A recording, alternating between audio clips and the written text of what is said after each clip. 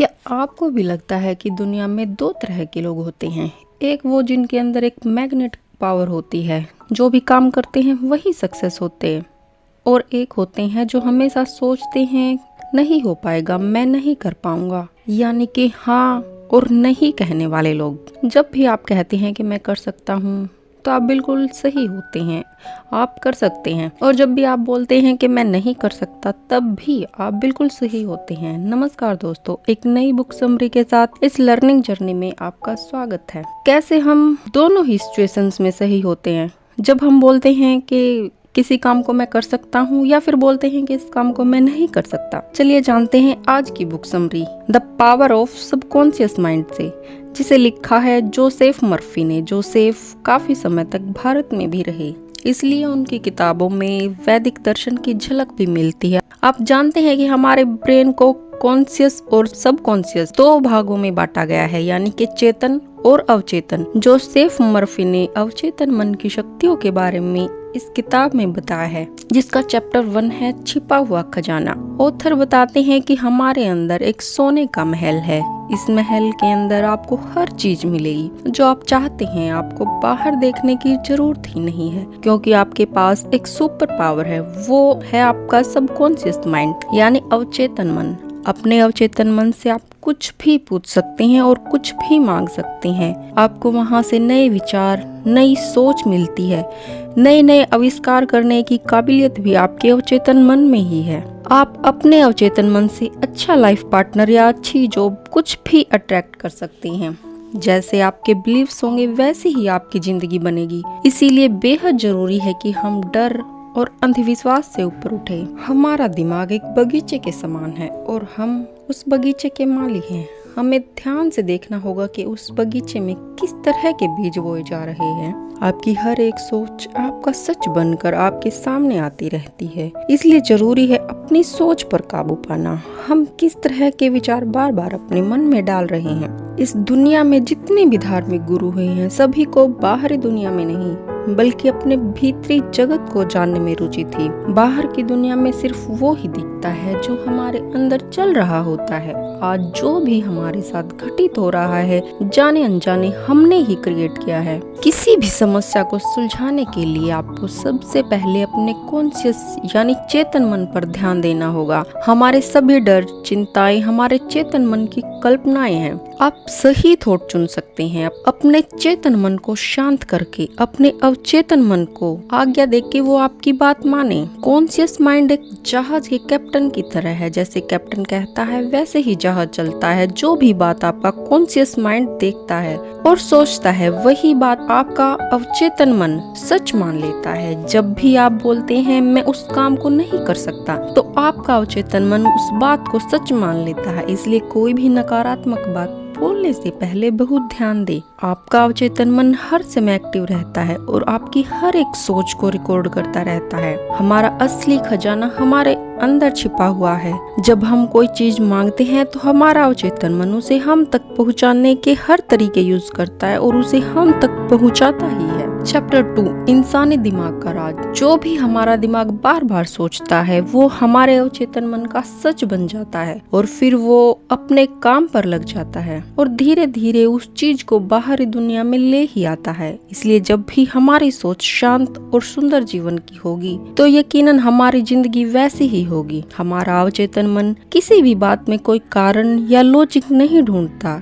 ये एक जमीन की तरह है, इसमें कोई भी बीज बोया जा सकता है। जो बीज आप बोएंगे वैसा ही फल आपको मिलेगा। अगर आपने अपने कॉन्शियस माइंड को कुछ ऐसा कहा है जो आप बदलना चाहते हैं तो बहुत ही आसान है। बस उस बात को बार बार दोहराए जो आप चाहते हैं और आपका अवचेतन मन उसे सच मान लेगा। हमारा चेतन मन एक वॉचमैन की तरह है। उसका काम है हर बात को सोच समझकर अवचेतन मन तक पहुंचाना। हम सब की अपनी सोच, अपने विचार, अपने डर होते हैं और हमारी जिंदगी उसी के हिसाब से चलती है। अगर कोई हमें कोई सलाह या सुझाव देता है तो हमारा चेतन मन चुन सकता है कि उस सलाह को अपनाना है या नहीं। यहाँ पर ऑथर उस व्यक्ति का एग्जाम्पल देते हैं जिसकी बेटी बहुत बीमार थी, उसे अर्थराइटिस हो गया था, उसका कोई इलाज नहीं था, इसी वजह से वो बेहद परेशान रहता था और 2 साल तक वो बस यही कहता रहा कि किसी तरह से मेरी बेटी ठीक हो जाए, इसके लिए मैं अपना एक हाथ भी देने को तैयार हूँ, बस मेरी बेटी को ठीक कर दो। एक दिन उस परिवार का कार एक्सीडेंट हो गया, पिता का एक हाथ एक्सीडेंट में चला गया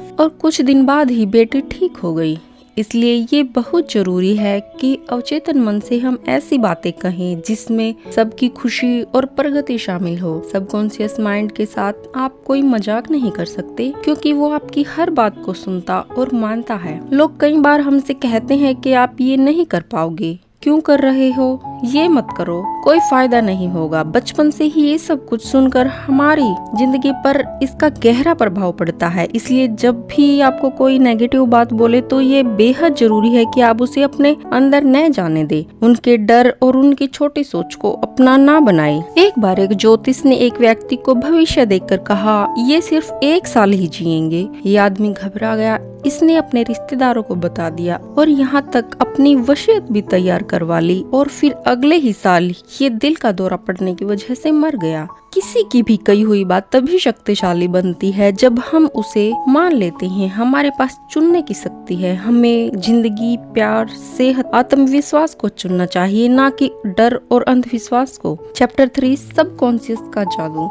आपका अवचेतन मन बहुत शक्तिशाली है, इसे आप खुद परख सकते हैं। सोने से पहले अपने अवचेतन मन को वो बात कहिए जो आप करना चाहते हैं। अगर आप कोई जवाब ढूंढ रहे हैं तो उसे अपने अवचेतन मन में डालिए, फिर आपका अवचेतन मन उस पर काम करना शुरू कर देगा और आपको आपकी मंजिल तक पहुंचा देगा। हमारी जिंदगी में इतना दुख तकलीफ इसलिए है क्योंकि हमें चेतन और अवचेतन मन के रिश्ते की समझ ही नहीं है। हम कुछ भी सोचते रहते हैं और फिर जीवन में भी कुछ भी घटित होता रहता है। हमारा अवचेतन मन एक जादूगर की तरह है, आप इसको जैसा बोलते रहते हैं ये वैसा ही करता रहता। इस किताब के लेखक जोसेफ मर्फी को कैंसर हुआ था। जोसेफ मर्फी ने प्रार्थना करनी शुरू की। उन्होंने अपने अवचेतन मन से कहा, तुमने मुझे बनाया है, तुम ऊपर वाले का अंश हो, तुम मुझे बिल्कुल ठीक कर रहे हो, मैं इसके लिए तुम्हारा शुक्रगुजार हूँ। जोसेफ ने ये प्रार्थना हर रोज 3-4 बार बोलना शुरू किया और 3 महीने बाद ही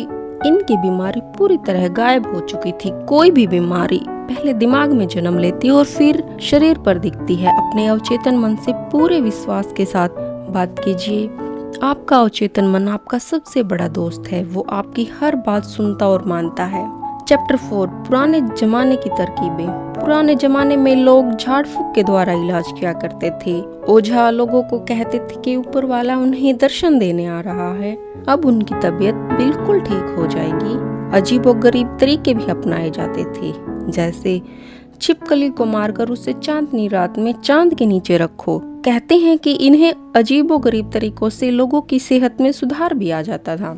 इन सभी हीलिंग्स में दरअसल सबकॉन्शियस माइंड ने ही कमाल दिखाया था। लोगों ने विश्वास किया और अवचेतन मन ने इन्हें ठीक कर दिया। जब भी आप कुछ पाना चाहते हैं, ऐसा विश्वास कीजिए कि वो चीज आपकी हो चुकी है। बाहरी दुनिया में किसी भी रियलिटी को पैदा करने के लिए पहले उसे अपने दिमाग में सच मानना पड़ता है। जैसे हमारे हाथ पैर हमें दिखते हैं वो रियल हैं, वैसे ही हमारे विचार वो भी बिल्कुल सच हैं। जब हम बीज बोते हैं तो हमें पता होता है कि पौधा निकलेगा, कुछ समय बाद पेड़ बनेगा। वैसे ही हमारे विचार भी बीज की भांति हैं। जब कोई सम्मोहित हो, उसे कहा जाए कि उसे बुखार आ रहा है तो उसे सच में बुखार हो जाएगा। इसका मतलब ये हुआ कि बीमारी अगर हमारे अवचेतन मन से जुड़ी हुई है, अवचेतन मन से पैदा हो सकती है, तो हमारे अवचेतन मन से ही ठीक भी हो सकती है। कोई भी डॉक्टर हो, ओझा हो, साइकोलॉजिस्ट हो या साइकेट्रिक, सभी अवचेतन मन की ताकत से ही इलाज कर रहे हैं। इलाज करने का तरीका अलग अलग हो सकता है, मगर इलाज करने वाला अवचेतन मन ही है। चैप्टर 5 हर परेशानी का एक इलाज। जब भी आप कोई प्रार्थना करें तो अपने अवचेतन मन का शुक्र अदा करें, क्योंकि वो आपको ठीक कर रहा है। इलाज करने वाले लाखों हो सकते हैं, मगर ठीक करने वाला आपका अवचेतन मन ही है। एक स्विस फिजिशियन अतरंगी तरीकों से लोगों का इलाज किया करते थे। वे कहते थे कि उनके शरीर से एक मैग्नेटिक फ्लूइड निकलता है जो लोगों के शरीर में घुसकर उनका इलाज करता है। उनके पास भारी मात्रा में लोग जाने लगे। वहाँ की सरकार ने उन पर कार्यवाही की और मामले की तह तक जाने पर पता चला ये शख्स लोगों को ठीक तो कर रहे हैं, मगर लोग उनकी वजह से नहीं बल्कि अपनी कल्पना की वजह से ठीक हो रहे हैं। इनका सबकॉन्शियस माइंड को दिया हुआ सजेशन और मरीज का विश्वास ही इन्हें ठीक होने में मदद करता है। अगर आपका कोई अपना किसी दूसरे शहर में हो और बीमार हो तो आप प्रार्थना के माध्यम से उनकी ठीक होने में मदद कर सकते हैं। हमें अपनी बीमारियों को कोई नाम नहीं देना चाहिए या उनके बारे में बार बार बात नहीं करनी चाहिए।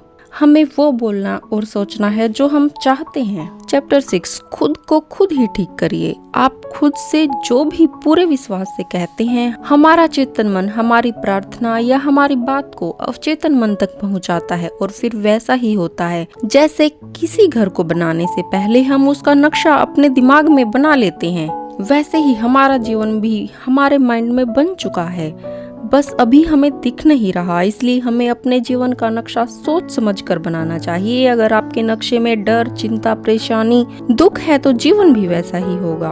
आप अपनी सेहत, अपनी खुशियाँ, अपनी आर्थिक स्थिति सब बढ़ा सकते हैं। सिर्फ अपने इस नक्शे में सुधार करके मांगो और आपको मिलेगा। बस हमें विश्वास रखना होगा। आप जो भी इमेजिन करते हैं वह आपके शरीर के किसी भी और अंग की तरह बिल्कुल सच है। जोसेफ मर्फी भी स्टेज पर जाने से पहले ये विजुअलाइज किया करते थे कि वो स्टेज पर हैं और ऑडिटोरियम ऑडियंस से पूरी तरह भरा हुआ है। लोग बेहद खुश हैं और खुशी से चिल्ला रहे हैं। वो इस इमेजिनेशन में इतना खो जाते थे कि लोगों की आवाजें उन्हें सुनाई देने लगती थी और फिर ऐसा ही होता था। हम सब बहुत ही शक्तिशाली हैं। हमारे सोचे गए, कहे गए हर शब्द में शक्ति छुपी हुई है, इसलिए हर शब्द का चयन बहुत ध्यान से करना चाहिए। चैप्टर 7, यूनिवर्सल लॉ का मसीहा। हमारा अवचेतन मन हमारे दिमाग का 19% हिस्सा बनाता भी है और हमारी जिंदगी को चलाता भी है। आपका अवचेतन मन आप में ऊर्जा भरता है। बड़े बड़े साइंटिस्ट, पोएट, म्यूजिशियन, राइटर अपने सबकॉन्शियस माइंड की वजह से ही ऐसी चीजें बना पाए जो सदा के लिए अमर हो गई। वैज्ञानिकों का कहना है कि हम हर 11 महीने में एक नया शरीर बनाते हैं। जब हम पैदा हुए थे तो डर, नफरत, घृणा ऐसे भाव हमारे अंदर नहीं थे। सेहत और खुशी ही हमारा सच है और बीमार पड़ना अजीब बात है। उधर एक शख्स का एग्जाम्पल देते हैं जो अक्सर उनके लेक्चर सुनने आया करते थे।